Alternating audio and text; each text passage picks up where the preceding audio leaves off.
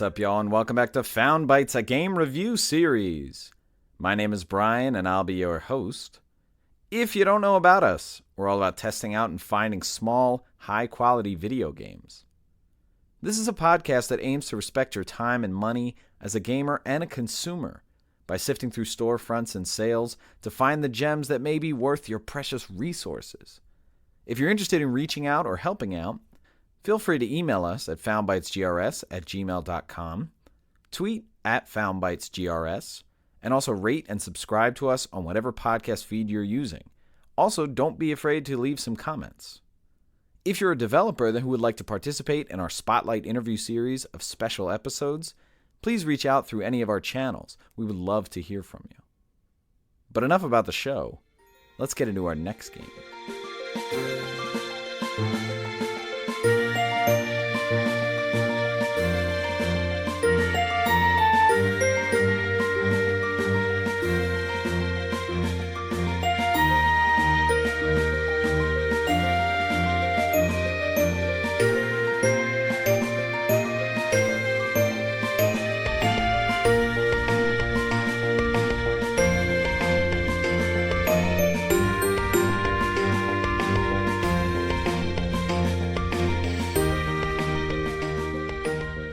Wintermoor Tactics Club is the game for this week's episode. Wintermoor Tactics Club is a tactical RPG / visual novel. Some comparable games. So we've done an episode on a game called Dodgeball Academia, and there are a lot of similarities to the setup here, but also similarities to Fell Seal, Arbiter's Mark, which we've talked about in our Tales and Sales episode, and the Banner Saga. Those trilogy of games, a lot of similarities from a tactical RPG standpoint. And also Saturday Morning RPG, which is a game we did way back when. The game was originally released in May of 2020 on PC, PS4, Switch, and Xbox One. It was developed by EVC Games, which is a small Seattle-based studio. And apparently they're made up of ex-AAA developers. I don't know from where do they flock, but pretty exciting. Small team. The game was published by Versus Evil, and we've heard of them before because they published the Banner Saga trilogy, as well as both of the Pillars of Eternity games. So definitely a good track record there. The game had a release of a Wintermost edition, which is basically the game plus the original soundtrack. And I think that's available on all platforms. It's definitely available on Steam. I'm not sure if I can see it on Switch. The game was originally released with an MSRP of $19.99, and that Wintermost edition was $24.99, so an extra $5 for that soundtrack. And runtime of the game, if you're playing it straight through, just the story, you could probably get through in somewhere between 7 and 9 hours, but there are a lot of optional side quests and things to do, and that could bring you up maybe over 15 hours, so nice chunk if you're a completionist there. Me, I got this on sale on Switch for $13.19. I don't know why Switch has these weird prices, but I got it on sale there, and I've put in about 5 hours in the game. I'm almost done the 4th chapter. There are 7 chapters, and the game was recommended to me by Colin Moriarty, who we've talked about before. Colin hosts Sacred Symbols, a PlayStation podcast, and he talks about a lot of small games that he's playing, and he talked about this game, and it looked cool, and so I jumped on it. And I actually got my brother to play some of this, and he was really into it, pretty engaged with the story and the tactical aspect, so...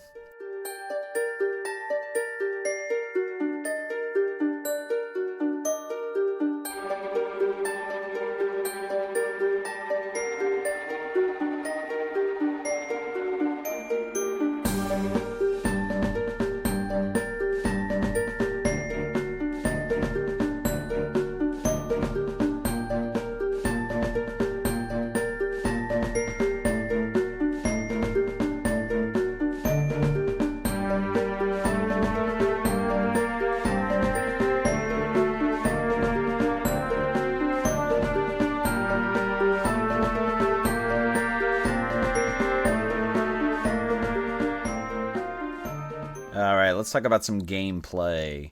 So this is a tactical RPG, and that will be relevant when you're in a battle, but we'll talk about battles later. However, what is interesting about this game is there is kind of an even split between the tactical RPG aspect and sort of the story quest-based progression aspect of the game. So not all the game is going to be tactical battles. So let's start out with talking about the progression in the game and sort of the general layout. So like I said before, there are 7 chapters in this game, and it is fairly linear, so you do move rather quickly through it. But the general setting is that you're at a boarding school, and this is very similar to Dodgeball Academia in that you'll go around and you'll be doing things, and then at the end of sort of the main quest for that chapter, you will sleep, and then it'll automatically go to the next chapter. In terms of the general layout, this is an isometric view. And so you will be controlling your character with joystick, and you'll be moving them around. And as you go through different areas, like you'll walk through doors, maybe you'll go into different rooms, but it has sort of that angular aspect where you're looking at it from above, but at a 45-degree angle. As you're moving your character around, there are things that you can interact with. You'll be able to interact with objects, with things on the wall, with doors, with NPCs. You'll be able to talk to them, and a little bubble will appear so you'll know that you can interact with something. The maps and the areas are interesting because all these locations or areas are campus locations. And each one of them you're going to be able to go to, and you're going to have kind of this mini sandbox where it might have an outdoor aspect, there might be an indoor aspect, and you can go in a building, and then you can go between rooms in a building. And so when you go to a general campus area, it'll be like this kind of contained sandbox. And what's interesting is at any time you can leave any campus area, and you'll be able to look at the full campus map. So I think there's like 5 or 6 areas or locations on campus. Like there's the dorms, there's the stadium, there's the administration building, there's the library, things like that. And what's interesting is you can go between them very easily, and it kind of creates this open pacing where you have minimal stress. Because if you're looking for a specific area, or if you forgot something, or you wanted to talk to somebody in a specific area, there's no timed thing where like you're locked out of anything. It's pretty much all open for you. So you can go at your own pace, you can go back and forth. And the main reason that you're going to be going back and forth between these areas is to fulfill quests. So we have main quests and side quests. The main quests are what you need to do within a chapter to progress to the end of the chapter. And sometimes there'll be multiple main quests that you need to do, where you have to complete them all, and once you do, you go back to this one area to then advance to the end of that chapter and do what needs to be done there. Side quests are a little different, because side quests you have to seek them out, and you're pretty much going to get these from talking to NPCs. Now what's really helpful is when you leave a campus area and go to that like full campus map, when you're looking at the different campus locations, there will be a lot of information for you that's very helpful. One of the main things is that you'll see like an exclamation point, and it'll say like side quest here. So you'll go there, and then you'll figure out who you need to talk to get that side quest. So that's very helpful. Also, as you get used to some of the NPCs and their characters and what they look like, each area will show you like who is at that location with their picture. And so if you're looking for somebody, you can look around on the campus map if it doesn't tell you in the quest where that person is, and then you'll be able to find them pretty easily. Also on the map, you'll be able to see like specific rooms that are in each area. So if you have a quest that says you need to go to the art room or you need to go to the backstage, it'll tell you on the map like what specific areas are in this or what specific rooms. So really full transparency with the map in terms of finding your way. Some of these side quests are a little fetchy, but they do vary what you do. It's not always like go find this person. It might be like you have to find these 3 posters on the wall. But pretty much all of them are going to give you some kind of reward. For the most part, you're going to be learning about NPCs and sort of advancing the lore of the area or getting some context. But you will get some actual rewards, and we'll talk about some of the upgrades that your characters can get. Again, you can do these at your own pace. What I found out is that side quests stay active between chapters. So again, there's not that stress of like, oh, I want to do all this or I have to do all this before this chapter ends. Any side quest is left open and you can access it at any time. I will say, I'm playing on the Switch and I had to jump around between a lot of these campus areas. Load times are a little inconsistent on the Switch, and I did find that I was playing this in bed, and as I was jumping around on the map, like the Switch started to really get hot and really kind of get that fan going. And something else I started to encounter in this last chapter is that when you're swapping between maps, sometimes it can be a little buggy. Like it might pop up something that's on your UI before the rest of the screen comes up, or it might make a sound or something like that. So just be aware of that. I do like playing it on Switch, but there might be sort of some limitations there. So before we talk about battles and how that'll go, let's talk about your team, which is made up of a couple characters. And these are essentially going to serve as party members for your battle. As you progress through the game, you may get more than what you have initially, but in any battle, you're going to have 3 characters that you choose. So again, very similar to any kind of tactical RPG, especially ones where you're building an army or you can recruit more people. It's interesting because there are varying classes of characters. Not that there are like job systems or anything like that, but they do vary their attacks and their abilities as well in terms of like range and what it affects and things like that. As you get further in the game, you will add members to your party. Again, this is very similar to Dodgeball Academia because this is all story-based. As you progress through the game, your party members or your characters will grow and you will be able to customize them. They will gain new abilities. Sometimes it's through stories. Sometimes it's even through side quests, which is really cool and really interesting. But when you sort of adopt them onto your team, there's almost like a bit of a Persona type feel, like the game Persona, where like the character realizes their ability or gets an upgrade because of like something that happens in the story. But some other things, you will find upgrades for specific characters, and these are like equipable. So you might do a side quest and you might get something for a specific character. As you progress through the game, there are a certain number of slots that are available to like actively equip certain things, and I think you do upgrade them, you do get more slots. But some of these upgrades will be like offensive things, defensive things, synergizing some of the specific moves of that character or their range or some of the effects that are done. And then finally, battles. So you will have a lot of battles, but again, it's an even split with like some of the traversing and the story side quest stuff. Some of these battles are going to be deemed as like practice battles, and some are going to be story battles, but both are part of advancing the story. A lot of your practice battles, you can actually replay them if you want to practice some of your tactics. But basically how a battle is set up, you have like a tactical chessboard with squares, very similar to Fell Seal, very similar to Banner Saga.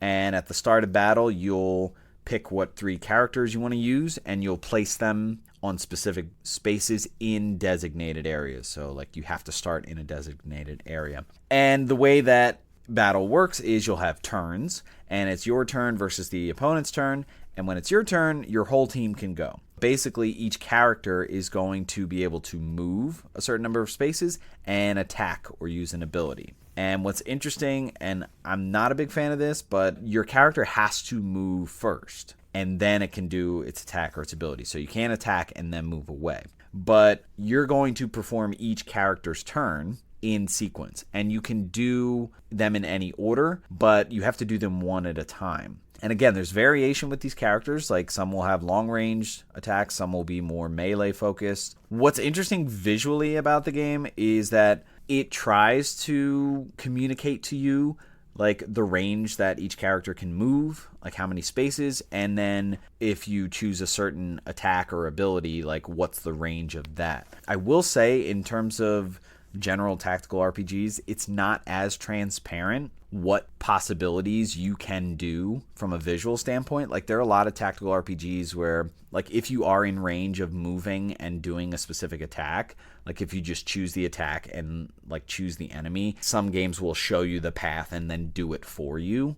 This game doesn't do that, so sometimes like you do have to take the time to see what happens if you move your character over a couple spaces, and then like what the range of that specific attack will be. I just wish it were a little more visually communicative, like it were more helpful or more sumptuous or trying to kind of complete the square for you a little more intuitively. The game does communicate a lot because if you travel to a space and then click on an attack, it will tell you what will happen, like how much damage you're going to do to that enemy, or like if it'll cause a status effect. So it is pretty transparent from that standpoint. The game also has tactical points, which is interesting. There's a meter in the top right corner, and I think you gain tactical points each turn. And what these can be used for is if you're out of range for an attack, I think that it'll allow you to use a tactical point to attack one space out of range or something like that. I don't know the limitations of this, especially compared to something like the Banner Saga, the different points you could use to like extend your movement or do more damage to an attack. It's not that communicated here in the battle menu, so it can be a little confusing of when tactical points get used. But the main use of them is going to be when specific characters gain tactical abilities. And these are like more powerful, like AoE attacks that your character will learn based on stories, based on quests. But these cost, I think, 5 tactical points, so like you can't use them on each character like consistently, and they also have a cooldown. So there is some kind of strategizing there with tactical points. I didn't find that so far I needed to really use a lot of these that often. I know they do regenerate in battle, but it's only in a couple instances where I felt like the battles were getting a little dire. Also, as you're walking around on the battlefield, there might be hazards. Some things where like you have to move around them or walk around them. You can't walk through them. Or sometimes like an enemy's move or even your moves will lay down hazards on the field. And basically the goal when you're doing a battle is to defeat all the enemies. Sometimes your players will get killed, like they do have health points. There's no long-term consequences if any of your players die in battle. It's not like they wind up injured or anything like that. I think if all of your characters die, like you lose the battle. In terms of accessibility, what kind of ties together a little bit of my frustrations and alleviates them is that there's a lot of accessibility options and like turning back in battle. So you do have to manually end your turn, but you can restart your turn if you don't like how it went. You can restart the whole battle at any point. If you're moving a character and then you find out that you didn't move enough or you moved too far for the range of your weapon or something like that, you can take back the movement of that character before you do their attack. So with all of that, like it is a bit forgiving, but it is kind of trial and error to see like how the movement goes and like what you're going to be able to do. Sometimes like my characters did die, and I never had all of them die, but I did reset the battle a few times if like 2 of my characters died in one turn. And I was like, oh, I can't move on like this. And so it allowed me to just re-strategize. But I haven't had a battle yet where like I kept dying because it was too tough. Also, what's interesting is when you're outside of battle, like there's a location where you do your practice battles that has a computer that basically has tutorials for the basics. So things that you've seen so far, whether it's hazards, whether it's specific character moves that will do things additionally. So the game can be transparent. It's just not all in one location, like on the battle menu. And at the end of battle, there's sort of a grading system where it rates you based on how much total damage your team took, how many of your characters died, like how many turns it took you, and there's like a par value. So if you go under a certain amount or like you do more than what's necessary, they will reward you with like these charms or these medals.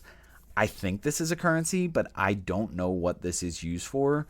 I think if you're just an individual that likes to max out on certain battles, or I don't know if on PlayStation it's linked to a trophy. I do like that the grading is here, but I don't know like what the overall purpose is for it. Overall, I will say in terms of battle, there is some good synergy with some of the specific character abilities and the upgrades that they can equip, and just some more advanced things. Like sometimes a character's ability or attack will do like a chain. Like if there's another enemy next to it, it'll keep going and do the damage to them.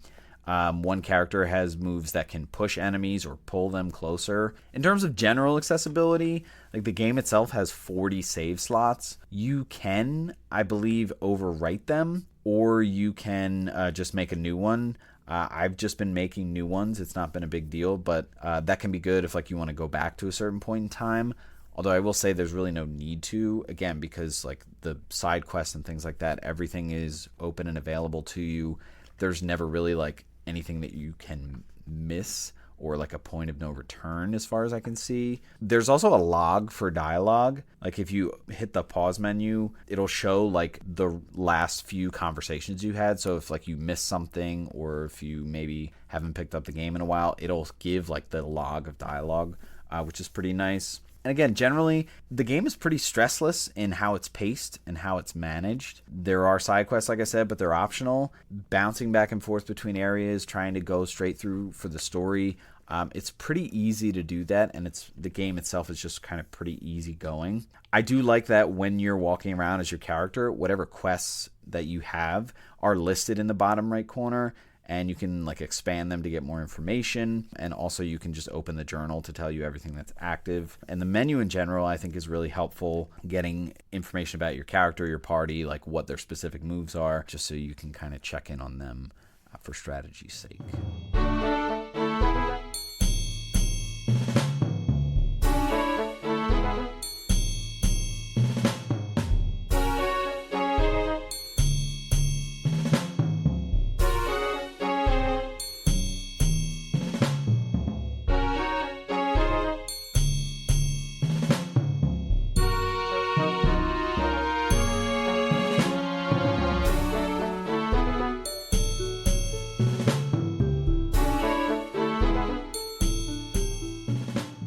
All right, let's talk about the vibe of Wintermoor Tactics Club.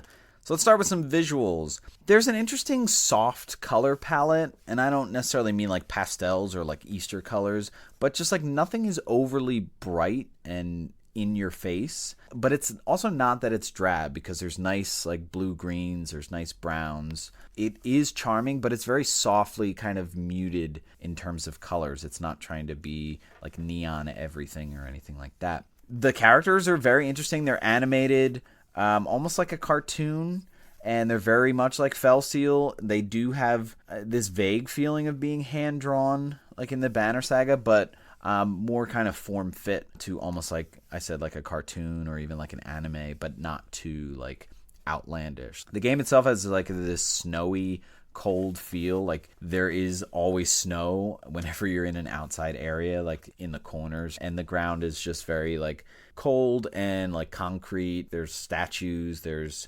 fences, but like with brick or cement under them that makes it look kind of regal. But again, that color palette is kind of like dampened. We talked about the isometric view. So like when you go in a room or in a building, it is kind of very JRPG. Like you're looking up from like a 45-degree angle, but you can see the edges of the room or of the building, and then sort of outside of it, it's just like this nothing, like this abyss. And this is very much like old JRPGs. Like you go into a house and it's just like this little room, and then outside of it is just black. So, and in terms of the characters, whenever there's dialogue between characters, like a bust, an animated bust comes up, and they're very expressive. Like they have shocked looks on their face, and I like the animations here. As you're walking characters around, and even as you're looking at other NPCs just standing there, like they do kind of fidget and move a little bit in real time. Like the main character, Alicia, you can see her kind of breathing. In terms of audio, I really like this music. It's very sweet. It's very charming and wholesome. Sort of feels of being uplifting, almost like curious and innocent. In terms of the characters, they don't regularly speak their lines.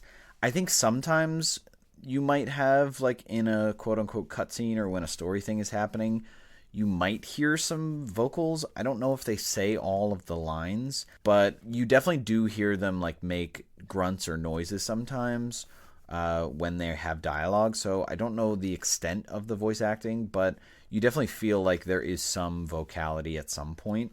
In terms of story and themes, there's a lot here that's really nice and really charming. It's kind of a game within a game. Again, I don't really want to give away too much when we're reviewing games, but essentially this is a boarding school where there are clubs, and the students that you're playing with are in what's basically a D&D club, except instead of D&D, it's called C&C, Curses and Catacombs, which is really funny, really good. And so when you're practicing, you're kind of just doing D&D tactical stuff with your group, but then the story battles are a little different. It's very similar to Dodgeball Academia because the whole story is set up in like this tournament style where you're playing different clubs. and each chapter is like a main battle with one main club. But just in general, I love these characters. I love the growth that they go through. I think the game is really well written, and each character is really well written. It can be very silly at times. It can be very quippy, very modern, but not too much. I think it's just the right amount of charm. And just in general, some of the things that you do are kind of silly and fun. Like multiple times in the game, like a quest will involve you writing something, and it's almost like you go through a Mad Libs thing, and sometimes when it's revealed, like it's just really funny and really silly. And just some other tropes and themes. Kids at school, like they're at a boarding school, and like they'll get in trouble sometimes, or they might avoid being in trouble. Like there are aspects of bullying, there are secret crushes, and again, just like Dodgeball Academia, the idea of like your enemy becoming a friend is something that happens very commonly. But just in general, the game is just very wholesome, very genuine, and it's not cheesy about it. And the story really develops into something that's pretty compelling and really complex.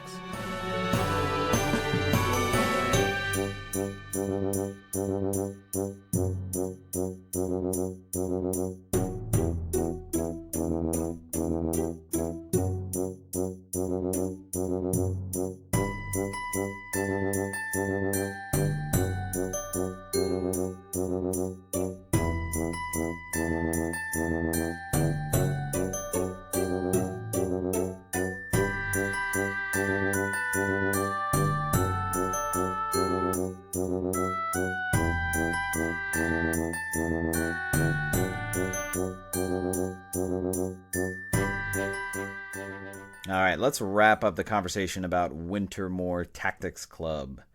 This is a fun game. It's very nice. It's very laid back. There's no pressure.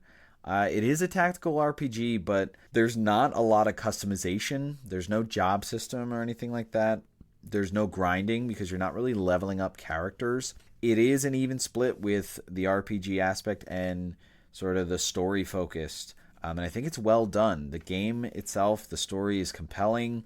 Again, it's silly. I really like the writing, and I really like these characters. And I haven't put that much time into this game, and I feel very connected to these characters, and I like them. I just think in general the game is a very light-hearted, wholesome experience, and I think it's really worth playing, especially if you're somebody who loves D&D, because there are a lot of parallels and a lot of things that you'll pick up on. So D&D lovers should definitely play this game. It's not something that you really have to commit to. Again, you can get through it in 7 to 9 hours. But if you like tactical RPGs without wanting to invest like an infinite amount of hours, which you could definitely do in something like Fell Seal Arbiter's Mark, this is a really good game to play. I know $20 is the MSRP. I think this game works best at $15 in terms of value. If you can get this on sale ever for less than the MSRP, I think it's a great value. I think it's a good game to buy. I don't see it on sale often, so if you do see it, you might want to jump on it. I am enjoying playing it on the Switch. I like playing in bed, like just getting through a chapter, maybe doing some side quests, maybe doing a battle. But again, I did have some load times, and the Switch was kind of overheating a little bit, so just be aware of that if you're going to play it on Switch. But shout out to Colin Moriarty for recommending this game, and shout out to my brother Dan for giving it a try. He really liked it, and I think he was really into the characters and the story as well. I have not finished it yet. I do want to finish it soon, but I gotta say, I have to recommend this game. It's really good, and it's really worth your time. Alright, that's going to wrap it up for this episode.